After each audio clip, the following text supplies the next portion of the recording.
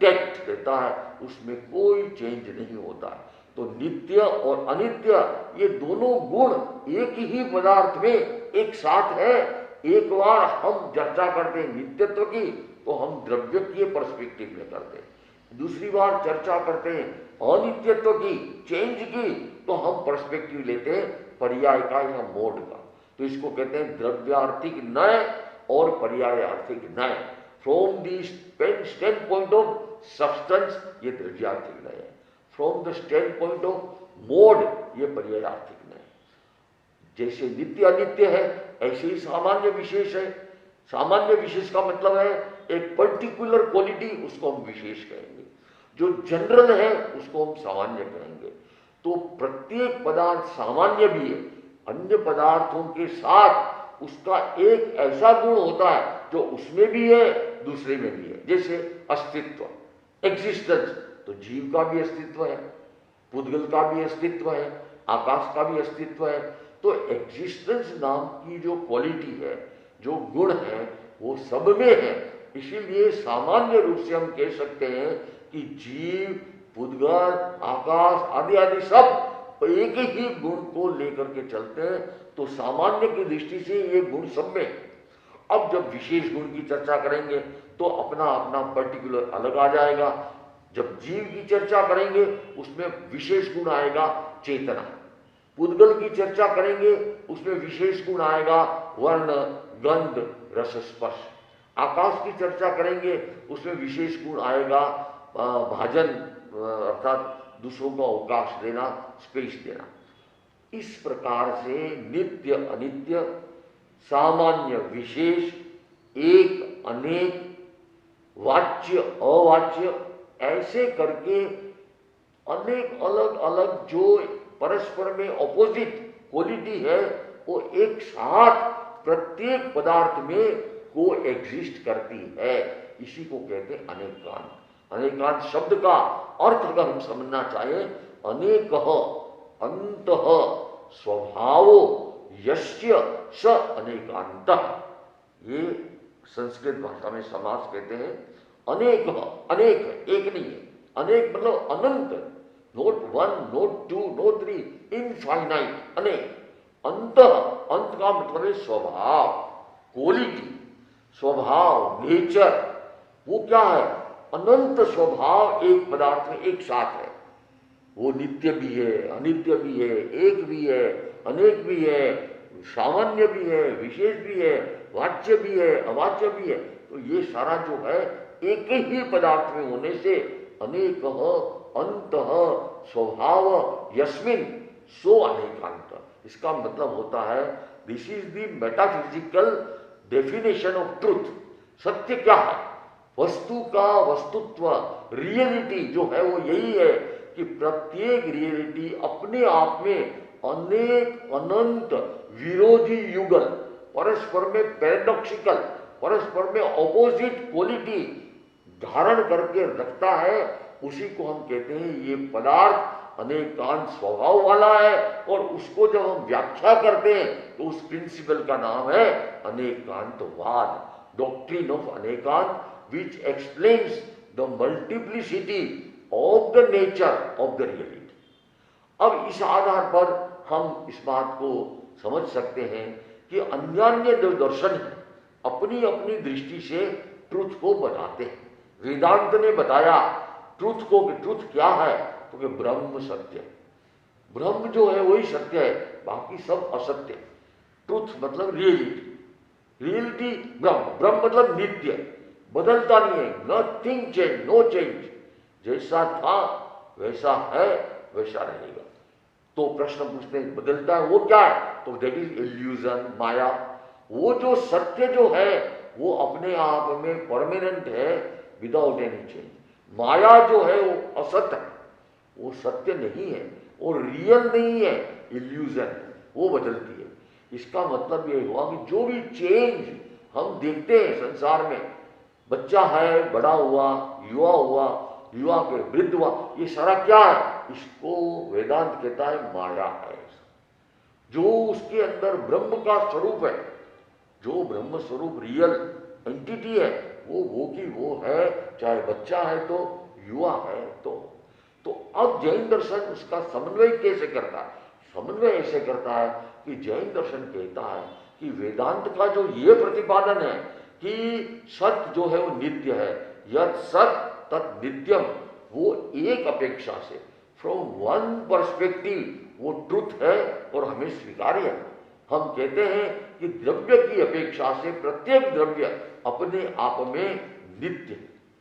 दूसरी ओर बौद्ध दर्शन कहता है कि एवरीथिंग इज चेंजिंग, और उनका ये रियलिटी का क्राइटेरियन है कि जो सत है, यद सत तत् अनित्यम, जो सत होगा वो नित्य होगा ही नहीं, क्षण क्षण में, इसलिए उनको क्षणवादी कहते हैं। क्षण क्षण में सारा अस्तित्व समाप्त हो जाता है।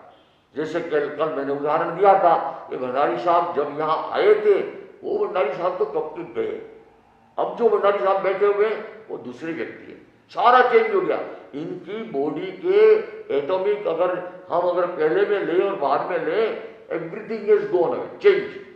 तो ये है बौद्ध perspective, Buddhist perspective of truth. वो कहते हैं कि जो पर्याय है वही सत्य है। द्रव्य से हमें क्या मतलब?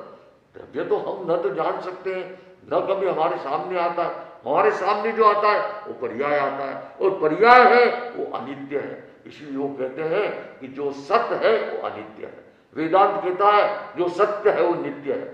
जैन दर्शन कहता है द्रव्य की अपेक्षा से सत्य नित्य है, पर्याय की अपेक्षा से सत्य अनित्य है, और सत्य में नित्य और अनित्य दोनों एक साथ रहते हैं।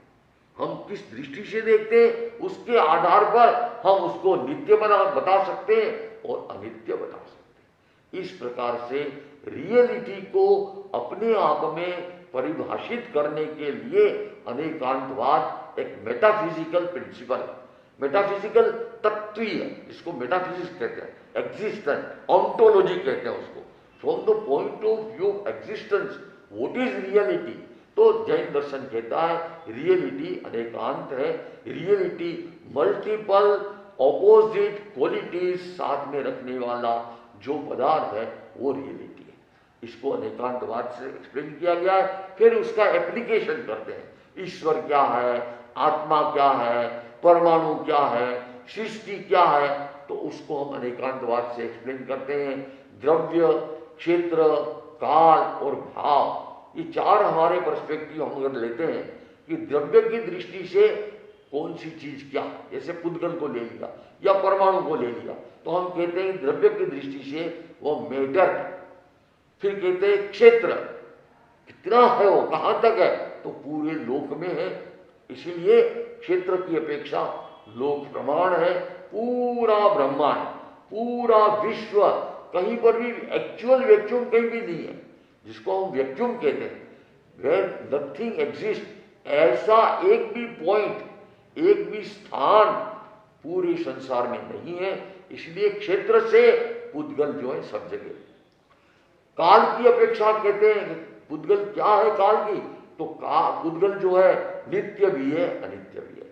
पुद्गल का द्रव्य नित्य है, पुद्गल की अवस्था अनित्य है।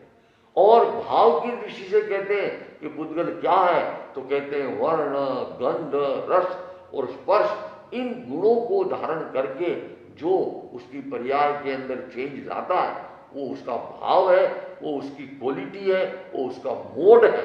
तो इसलिए द्रव्य, क्षेत्र, काल और भाव, चार पर्सपेक्टिव से हम रियलिटी को डिफाइन कर सकते हैं। ये अनेकांतवाद अपने आप में सब जगह लागू होता है। कोई भी ऐसा पदार्थ नहीं है, हालांकि कुछ लोग जो अपनी अपनी दर्शन में ईश्वर की परिभाषा देते हैं तो कहते हैं वो तो एब्सोल्यूट है, nothing can change, nothing can happen. Jain दर्शन कहता है कि जब वस्तु का स्वभाव ही ऐसा है कि वो नित्य भी है अनित्य भी है, एक भी है अनेक भी है, तो हम क्यों उनको ऊपर थोपे कि ये तो ऐसा ही है। इसलिए ये अंतर आता है अनेकांतवाद में और एकांतवाद में। और समन्वय की दृष्टि से देखा जाए तो जैन दर्शन को सारे एकांतवाद स्वीकार है, अगर उसका पर्सपेक्टिव उसके साथ जोड़ा जाए और दूसरा जो पर्सपेक्टिव है उसको नकारा न जाए। आप अपने पर्सपेक्टिव से उसको बताते हैं, ठीक है, अगर युवा नरेंद्र भंडारी की बात हम करते हैं कि नरेंद्र भंडारी युवा, तो हम कहेंगे कि वो अमुक थे, प्रोफेसर थे, रिसर्चर थे, ये थे, ये है, ये है। बालक भंडारी की बात करेंगे तो कहेंगे वो बच्चा भंडारी, वो स्कूल में पढ़ता था, वो खेलता था। आदि वो का वो है, लेकिन पर्सपेक्टिव बदल जाएगा, वर्णन बदल जाएगा, उसका सारा डिस्क्रिप्शन अलग हो जाएगा।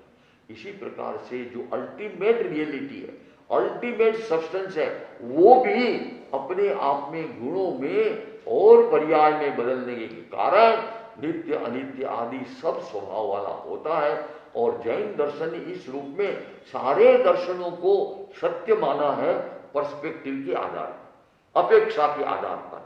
तो ये बात हमें समझनी होगी कि अनेकांतवाद रियलिटी, ट्रूथ को समझने के लिए एक ऐसा सिद्धांत है, एक डॉक्ट्रीन है, जिससे कि हम रियलिटी की सही सही व्याख्या कर सकते हैं, बशर्ते कि हम ये स्वीकार करें कि पदार्थ अपने आप में मेटाफिजिकली, ऑन्टोलॉजिकली पदार्थ अनंत अनंत विरोधी धर्म वाला है, और उसको हम विभिन्न पर्सपेक्टिव में अलग अलग रूप में व्याख्यायित कर सकते हैं।